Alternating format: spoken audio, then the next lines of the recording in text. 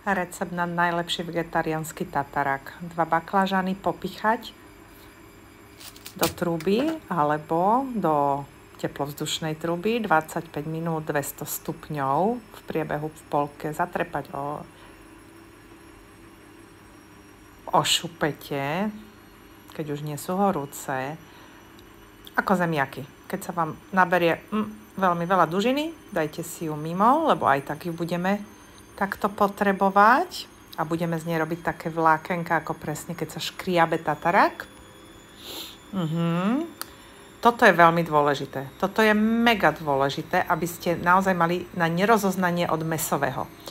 Odobrať vodu. Ja to robím takto, viem, že ľudia majú na to aj zvlášť utierku, lebo fakt niektoré majú veľmi veľa vody. A to by bolo s kečupom, s horčicou, so sojovkou úplne také blatové, vodové.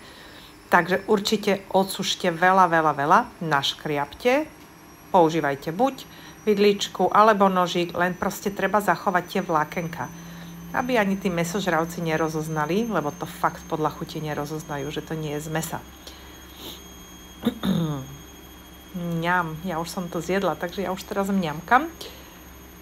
Ja ešte osuším aj túto časť, keď má nadmieru vody. Tieto dva mali, ale boli krásne, tvrdé a mali nadmieru vody, takže odobrať. A potom už pôjdete na tie ingrediencie všetky ako do normálneho tataraku, akurát, že možno ešte viac, lebo ten baklažan to veľmi pije. Kečup, horčica, sojovka, korenie, sol, červená paprika, aby to vyzeralo mleta, aby to vyzeralo ako naozaj mäso. Veľa červenej papriky. Ešte raz veľa červenej papriky. Vymiešať. Už či dáte vajíčko, žltko alebo nie, nechávam na vás, či to papate.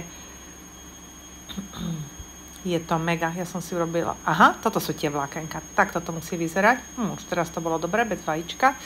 Cesnak som nemala, takže som musela namiesto potretia hrianok dať do cesta.